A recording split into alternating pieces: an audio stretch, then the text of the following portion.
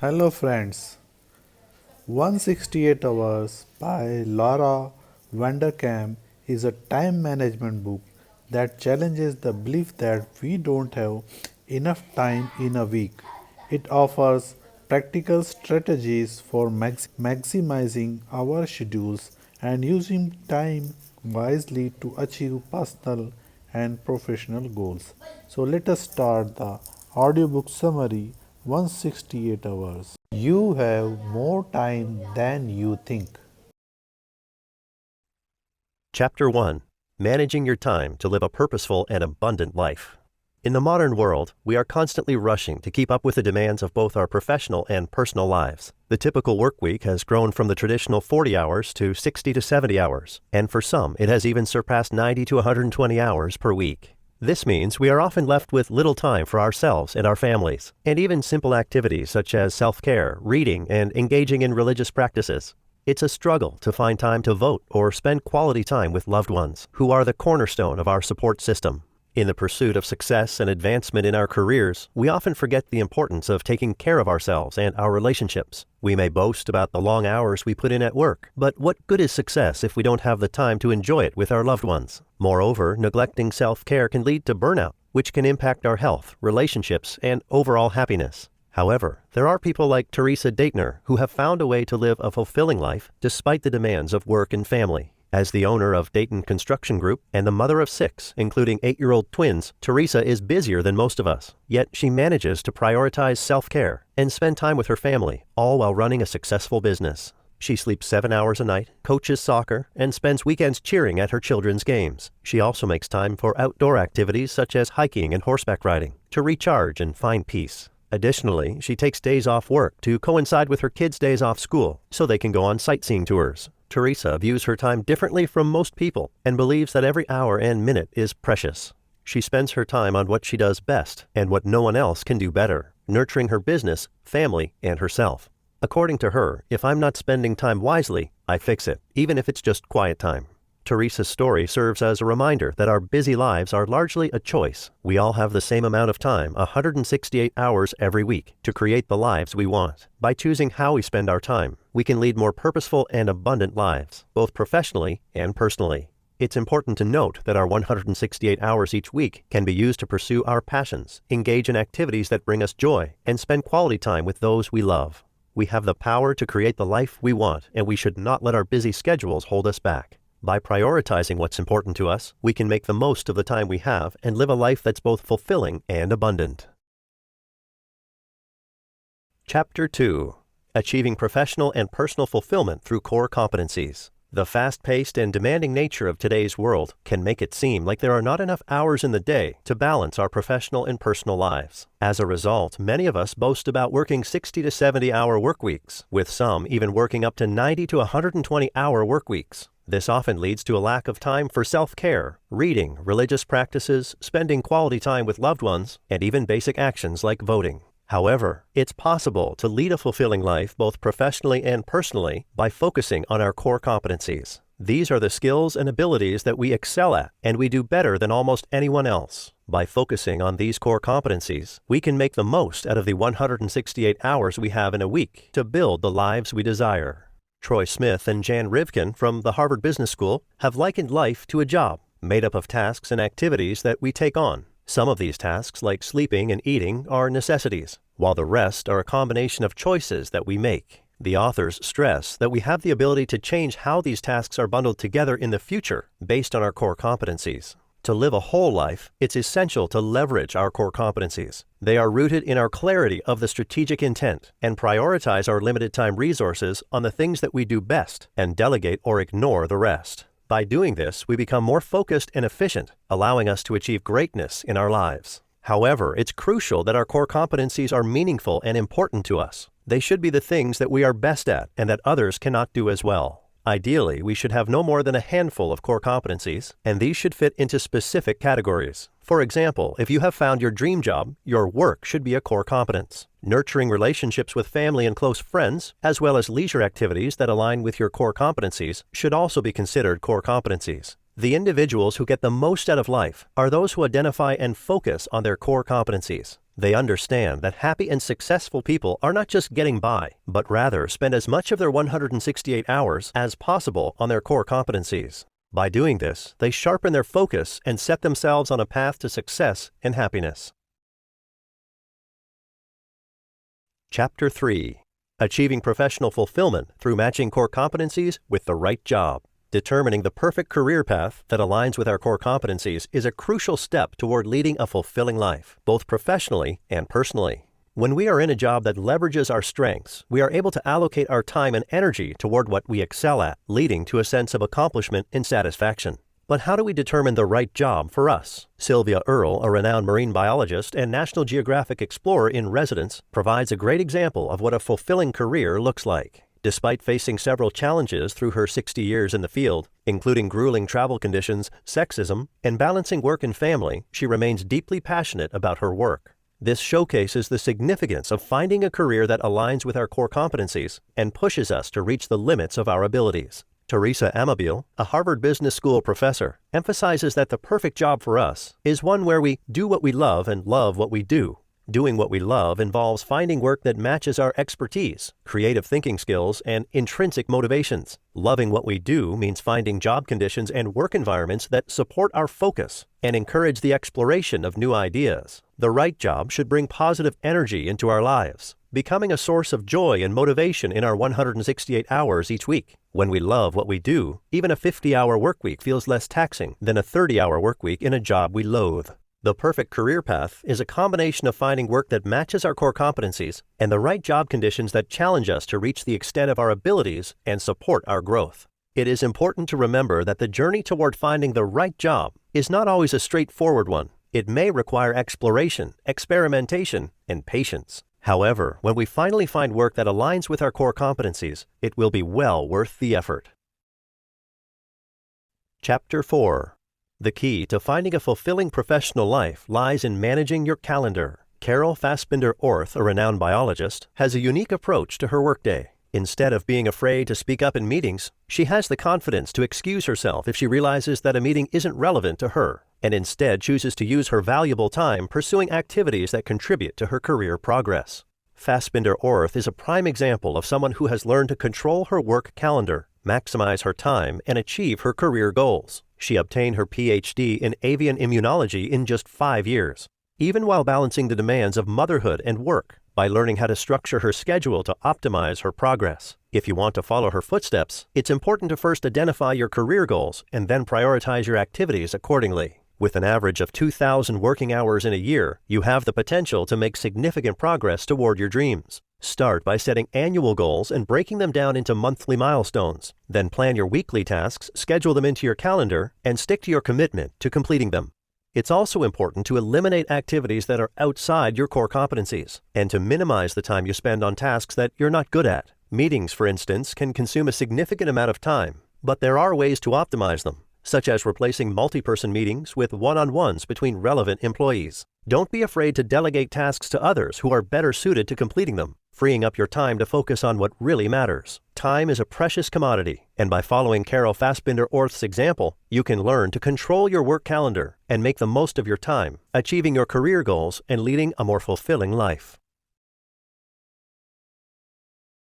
Chapter 5. Climbing to the peak of our careers.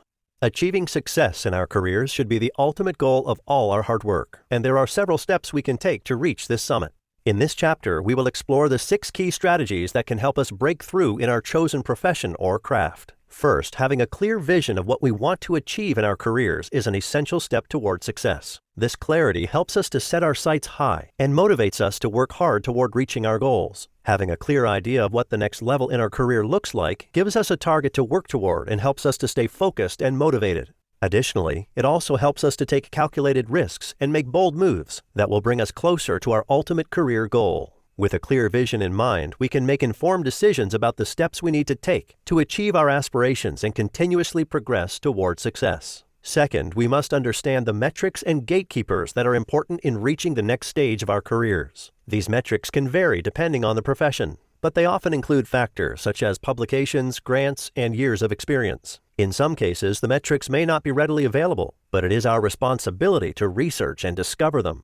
Gatekeepers are experienced colleagues who have the power to help us advance in our careers. They are often drawn to individuals who share similar professional and personal outlooks and can be valuable resources in reaching our goals. To form relationships with these gatekeepers, we must first understand what they value and look for in their professional relationships. This will help us showcase our strengths and present ourselves as valuable assets to decision makers in our organizations. Third, we must be willing to put in the necessary hard work and long hours to achieve our goals. This often requires pushing beyond our comfort zones and working until we reach the point of diminishing returns. Fourth, we must remain open to new possibilities and be proactive in seeking out new opportunities. While luck can play a role in our success, it is important to stack the odds in our favor by actively seeking out opportunities and not leaving anything to chance. Fifth, we must develop a strong personal brand and narrative. Our personal stories are what set us apart from others and can help us stand out in our organizations. By creating a compelling narrative that showcases our passions and motivations, we can increase our visibility and credibility, leading to greater opportunities for growth in our careers. Finally, once we have achieved our breakthrough, we must be ready to ride the wave and continue our momentum. This means continually striving for growth and development and using the framework and strategies that brought us success in the first place.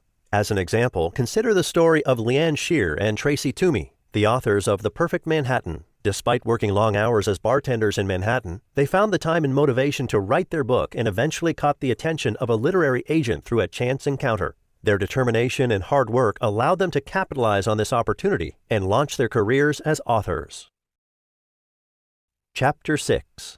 Investing quality time into relationships with your children and your spouse by focusing on key areas. The modern world has brought about many changes and advancements, and this extends to the way we approach household chores and child rearing. In the 1950s and 1960s, tasks such as ironing electric blankets and vacuuming ceilings were a regular part of the average woman's to-do list. During this time, it was not uncommon for American mothers to spend over 30 hours a week cleaning. Fortunately, this figure has significantly reduced over the years, and today most mothers spend closer to 16 hours a week on cleaning. The busy and fast-paced nature of today's society, with many mothers now in paid work, has made it more challenging to devote as much time and effort to cleaning and child rearing as in the past. The amount of time that parents now spend with their children is also much less than it was in the 1950s and 60s. Full-time stay-at-home moms in the U.S., for instance, spend around 22.5 hours a week caring for children under the age of 6, which is equivalent to just over 3 hours a day. As such, it is vital to make the most of the limited time we have with our children. The key to improving our relationships with them is to focus on our core competencies and remember that nurturing our children is one of these competencies. In today's world, many parents feel the pressure to go above and beyond, but it is important to remember that these activities may not necessarily foster a stronger relationship with our children. To make the most of our time with our children, we can seek out shared passions and interests. This can involve asking them to write a list of their 100 dreams or scheduling a regular trip to a local pool or park if we both love swimming or being outdoors. As we engage in activities that we both enjoy, we are more likely to see a deeper connection form. Additionally, it is essential to consciously make plans to take us away from the TV, as this kind of passive entertainment will not foster a strong bond or bring a sense of fulfillment. It is essential to remember the value of our time with our children and make the most of it. By focusing on our core competencies, seeking out shared passions and interests, and consciously making plans that take us away from distractions, we can improve our relationships with our children and create memories that will last a lifetime. Chapter 7. Outsource household tasks that are not within your core competencies. Sid Savara, a skilled software developer, was facing a common dilemma, balancing his love for cooking and playing the guitar with his daily responsibilities. With a busy schedule, he was struggling to find the time to plan and prepare healthy meals, and often resorted to unhealthy takeout options. He realized that this was not only affecting his health but also impacting his passion for music. With a desire to find a solution, Sid took to the internet and posted an ad on Craigslist, searching for a personal chef who could help him with his meal planning and preparation. To his delight, a mother who had recently quit her day job responded to the ad, and they agreed that she would make 12 to 15 basic meals for him each week for a fee of $60, plus the cost of groceries. The arrangement proved to be a win-win for both parties. Sid's credit card bill decreased as his chef was able to shop economically and avoid impulse buys. More importantly, Sid was able to reclaim almost 10 hours per week, which he could now use to play the guitar and pursue his passion. Sid's experience highlights the importance of outsourcing tasks that are not aligned with our core competencies, and how this can lead to a more fulfilling and balanced life. By embracing this concept, we can create more time for the things we love and focus on the things that matter the most. It's unlikely that doing tasks around the house would count as one of your core competencies, even if you're a full-time parent. His chef spent only 4 hours per week doing what took Severa 10. Severa was clearly better off hiring a chef to prepare his meals. Similarly to this, you can be depriving yourself of the chance to foster family ties if you choose domestic duties over quality time with your children. Always check your budget to see if there is money available for these services. Look back at your time log and determine which domestic duties are consuming your week to gain time back through outsourcing. The main ones are typically those who prepare food and clean the house. The average full-time parent spends 9 hours a week feeding the family as a whole. Chapter 8. The Importance of Deliberate Leisure for a Purposeful Life. Are you tired of feeling unfulfilled and drained at the end of your weekends? Do you find yourself using your leisure time to catch up on household chores and mindlessly watch TV, only to regret it come Sunday night? It's time to rethink how you approach your leisure time and incorporate the concept of purposeful leisure into your life. Purposeful leisure is not a familiar concept for many of us. We tend to approach our work hours with intention and focus, but we forget to do the same with our leisure hours. However, by being intentional in how we choose to spend our leisure time, we can transform it into a meaningful and enriching part of our lives. Here are 5 steps to help you structure your leisure time in a purposeful way. Step 1. Determine the purposeful leisure activities you wish to engage in. Think about what brings you joy and fulfillment. Is it spending time in nature, reading, learning a new skill, or volunteering for a cause you're passionate about? Make a list of these activities. Step 2. Develop a schedule that incorporates these activities. Just like your plan for a work schedule, plan your leisure time. This will help you make time for the activities that matter to you and ensure that you don't waste your precious leisure hours. Step 3. Invest enough time, energy, and resources to make your leisure pursuits truly meaningful. Whether it's taking a class or traveling to a new place, invest in your leisure pursuits to get the most out of them. This will help you derive more satisfaction and fulfillment from your leisure time. Step 4. Consider aligning your leisure time with family and friends to strengthen those relationships. Spending time with loved ones can be a great source of joy and fulfillment. Think about how you can incorporate purposeful leisure activities into your time with family and friends. Step 5. Use small pockets of time, such as your daily commute, for moments of joy. Whether it's listening to a podcast, reading a book, or revisiting memories from a past vacation, use small pockets of time to inject moments of joy and fulfillment into your day. By incorporating these steps into your life, you can ensure that your leisure hours are not wasted, but rather a valuable and fulfilling addition to your overall sense of purpose. Remember, time is a precious commodity and should be used wisely both in work and leisure. Purposeful leisure is the key to a life filled with meaning and fulfillment. So go ahead, plan your leisure time with intention and enjoy the benefits of a purposeful life. Chapter 9. Living a life of purpose and fullness every 168 hours. The pursuit of a life that is both full and purposeful can be a challenging journey, but it is not impossible. In fact, the secret to unlocking a life of abundance lies in making the most out of your 168 hours every week consistently. To achieve this, you need to undergo a comprehensive time makeover. This means analyzing the data from tracking your use of time for several weeks, identifying what needs to change, and removing any obstacles that stand in your way. Here are 8 simple steps to guide you in this journey. Step 1. Keep a log of your use of time. 168 hours for several weeks. You can use the purpose-built spreadsheet available on my168hours.com to track your activities, including sleep, work, interaction with your children, and others. Step 2. Write down your list of 100 dreams. This is essentially your bucket list, which comprises things you want to accomplish before the end of your life. This exercise will help you prioritize what truly matters to you and how to fit them into your schedule. Step 3. Identify your core competencies. These are your unique skills and abilities that define you and your purpose in life. Decide how many of your 168 hours you want to dedicate to your core competencies and non-core competencies.